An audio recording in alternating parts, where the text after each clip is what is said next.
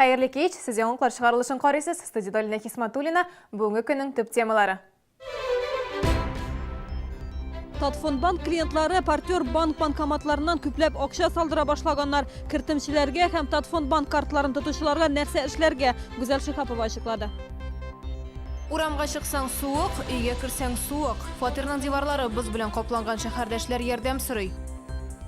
Алсаң, эшсез каласың. Республика түрәләренә халыктан бүләк алуны тыйдылар. Татфонбанк клиентларына бойкот игълан итте. Бүген банк бүлекчәләренең ишекләре бикле иде. Клиентларга хезмәт күрсәтү туктатылган, банкоматлар эшләми. Офислар янында халык төркеме. Шәһәрдәшләр Татфонбанкның партнер банкларына күпләп мөрәҗәгать итә башлады. Шул сәбәпле алар да лимит керттеләр. Теманы Гүзәл Шихапова дәвам итә. Людмила Нечаева кертимен аларга гаризаны дүшәмбе язган, акча кирәк ди ул. Бүген аларга чакырган булганнар, әмма шәһәрдәшебезне ябык ишекләр каршы алган. У меня дети квартиру покупают, срочно надо. Балалар фатир ала, акча кирәк, аларга беренче кертим ясарга кирәк иде. Мин мондый хәл булыр дип уйламадым да, биргә килгәч кенә белдем. Бүгеннән алып банк клиентларына хезмәт күрсәтүне туктатты. Игланда күрсәтелгәнчә 17 декабрьгә кадәр чаралар күрелергә тиеш. Банк бүлекчәләренең ишекләре ябык, бер консультант та эшләми. Мәгълүмат ишектә һәм рәсми сайтта гына. 7 декабрьдә банкта кыенлыклар башланды. Масса күләм мәгълүмат чараларында басылган мәгълүматлар аркасында барысы да тиз арада үзләренең кертемнәрен алырга теләк белдерде. Хәзер банк җитәкчелеге республика хакимияте белән сөйләшүләр алып бара. Финанс тотрыклыгын торгызу буенча чаралар исемлеге Россиянең үзәк банкына җибәрелде. Татфонбанк ситуацияны җайга салыр өчен барлык чараларында күрәчәк. Соңгы яңалыкларны ишеткәч, барысына да кисәктән акча кирәкте. Кайберләр партнер банкларга мөрәҗәгать итте.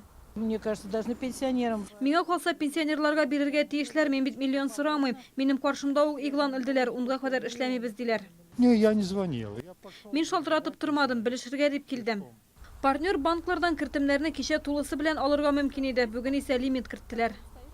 Интехбанк сезнең борчылуыгызны аңлый, әмма имеш-мимешләргә ышанмавыгызны сорый. Татфонбанк клиентлары күпләп мөрәҗәгать итә башлагач, без акча салдыруга чикләүләр кертергә мәҗбүр. Тиз арада кертемнәрен алырга теләүчеләр иң күбе 50 мең сум гына салдыра ала. 1 400 000 сумга кадәр булган кертемнәр иминиятләштерелгән.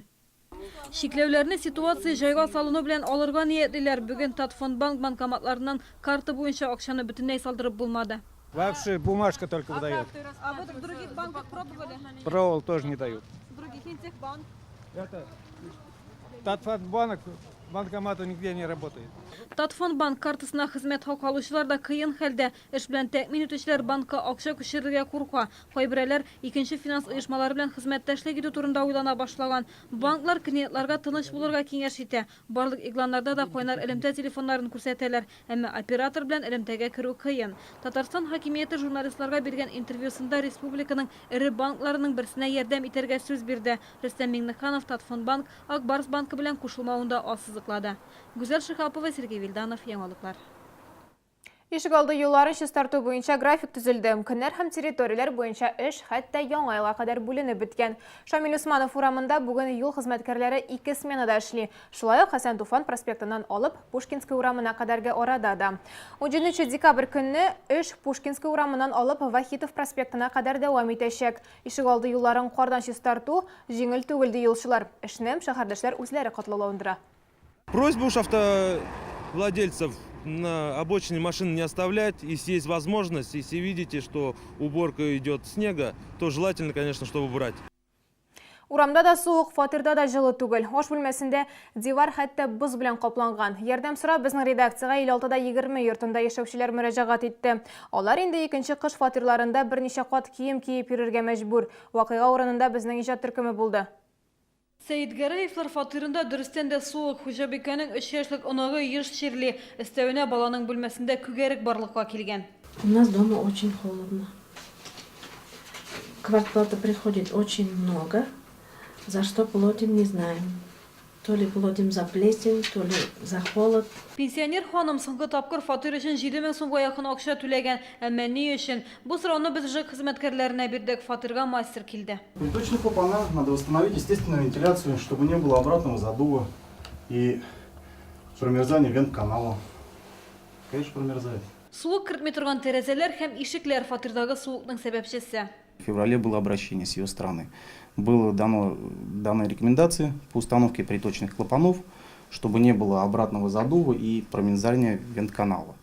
Эти вещи не были сделаны на данный момент, поэтому происходит то, что вентканал обратный задув, встречается теплый и холодный воздух и получается конденсат вот здесь вот на этой стене. Bir klapın 2000 yarım сум тора. Әлегә гаиләдә мондай акчалар юк. Шәһәрдәшебез моның нәтиҗәсе булуда шикләнә. Одно окно установили, результата не видно. Башка бүлмәләрдә температура нормадан 5 градуска түбәнрәк сәбәбе икенче диварда. Хуҗабикә аны җылытырга гаризаны берничә тапкыр язган, әмма тыңламаганнар. Я посмотрю, конечно, в старые акты, я работаю только с этого года.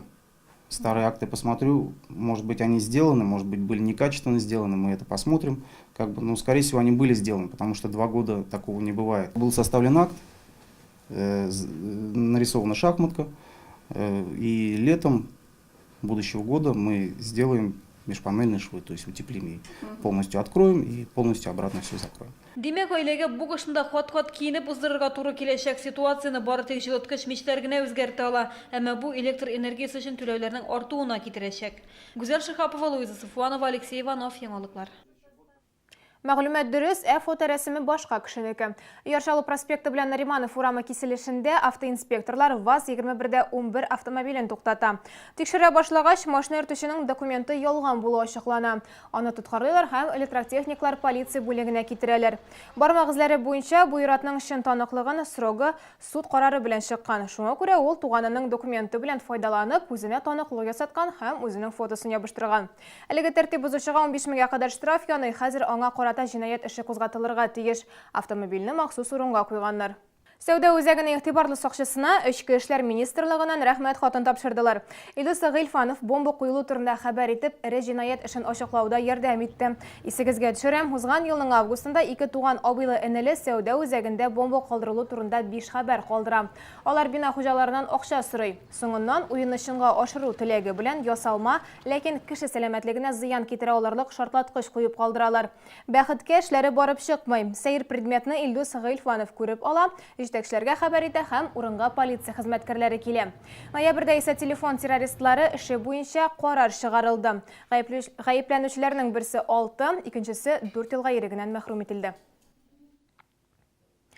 Соңгы вакытта шәһәрдәшләр сәламәт яшәү рәвешенә зур игътибар бирә башлады. Азык-төлек киемнәр сатып алганда да натураль шималдан җитештерелгәнен өстенлек бирәләр.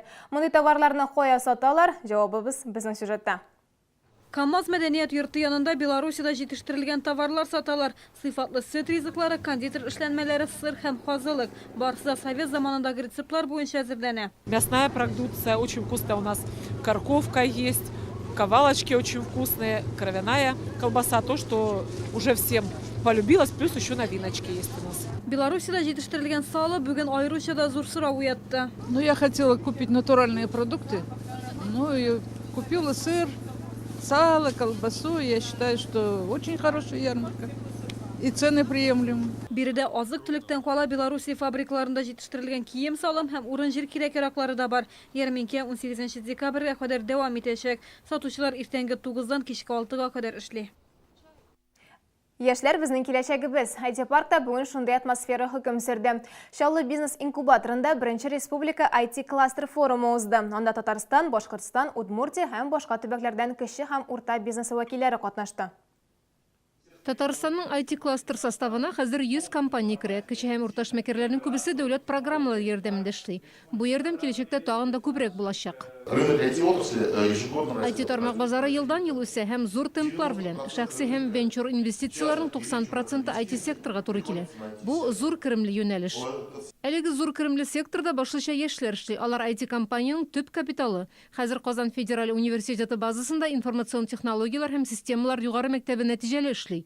Аның студентлары 2-нче курстан ук белгечлек буенча эшли башлыйлар. Мәктәпнең эш юнәлешләре күп төрле. Хәтта дөньяның иң ирек физика лабораториясе белән дә хезмәттәшлек бар. Интересный проект с Университет клиникасы белән инсульт аурулы кешеләрне TEN-ECT технологиясе белән тернәкләндерү проектыбыз бар. Имезүчеләрнең психоэмоциональ халәте дигән проект та кызыклы. Без хәтта машинага курку яки чиркану туйгысы бирә торган прототип та уйлап таптык. Хәзер IT-технологиялар һәрбер шәһәрдә икътисадның барлык тармакларына керде. Автоградның башкарма комитеты вәкилләре әйтүенчә, Чаллы инвестицияларга ачык, әмма алдынгы интернет технологияләрдән башка бу мөмкин түгел. Сейчас новый национальный проект. территорияның комплексы үстерү дигән яңа милли проект бар. Без анда катнашабыз. Анда икътисад, яңа эш урыннары булдыру белән беррәттән шәһәр тормышының сыйфаты мәсьәләсе дә бик мөһим. Татарстан IT-кластер форумының төп нәтиҗәсе яшьләр, чөнки прогрессив югары технологияле киләчәк алар кулында. Шуңа да яшь IT белгечләр белән эшләүгә зур игътибар биреләчәк. Рим Мәхмәтова, Константин Величко, Сергей Вильданов, Яңалыклар. Яңа ел бүләкләре алган өчен эштән куарга мөмкиннәр. Республика җитәкчелеге инде 2нче ел түрәләргә яңа ел бүләкләрен алырга һәм бүләк итәргә тыя. Президент аппараты башлыгы Әзгат Сәфаров исеменнән мондый хатны бүген барлык министрлык һәм муниципалитетлар алды. Бүләкләргә килгәндә аларны хәтта дәүләт советы депутатлары да ала алмый. Ә менә символик открыткалар һәм 3000 сумга кадәр булган бүләкләр тапшыру ярый. Шәһәрдәшләр кемгә һәм нинди бүләк бирергә әзер? Безнең сораштыруда. Так, по идее, не должно. Государство нас обеспечивает. Я думаю, так. Нет. Да, словами можно благодарности говорить. Поздравить можно. Знак благодарности можно и на конфет коробку дать, и все. Так, по идее, а деньгами нет. У них и так много денег. Чиновникам, наверное, нет, но врачам, конечно же. Какие подарки? Лучше, наверное, денежные подарки. Будет самый лучший вариант. Я не знаю. Сколько? 5000 к Новому году им будет приятно, наверное, получить. Если заслужили, положено. Какие подарки, например, можно? Ну, что положено, сами подбирают же они. За что они и так хорошо зарабатывают, а бедные пенсионеры страдают. Половину за квартиру, половину за этот. А подарки нет, вы что, это грешно. Никаких подарков. Әмнә Рөстәм Миңнеханов балалар өчен яңа ел бүләген әзерләгән инде. Президент шашасының көнен игълан иттеләр. Татарстан балалары өчен төп яңа ел бәйрәме 25 декабрь көнне Татнефть-Арена спорт комплексында була. Президент чакыруы 7000 балага җибәрелгән. Алар арасында Чаллыдан 300 кеше бар. Ел сайын уза торган президент шашасында иң талантлы укуда, спортта алдынгы кызлар-малайлар катнаша. Ятим балаларны да онытмыйлар. Бу юлы бәйрәмгә Мәскәү йолдызларын чакырмыйлар. Концерт программасын үзебезнең талантлар күрсәтәчәк. Балаларның тормыш куркынычсызлыгы да җитди тәэмин ителәчәк. Здесь мы полностью отработали с нашими силовыми ведомствами. Көч структуралары белән сөйләшенгән. Без бу мәсьәләгә һәрвакыт зур игътибар бирәбез. Шәһәрләрдән килүче автобусларны ЮХИДИ машиналары озатып барачак. Һәр автобус эчендә инспектор була. Һава торышы бозылган очракта балаларны урнаштыру, ашату мәсьәләсе дә хәл ителгән. Бу сезгә ишеткерәсе соңгы мәгълүматыбыз иде. Мин Алина Хисматуллина сезнең белән сау булашам. Исән-имин булыгыз.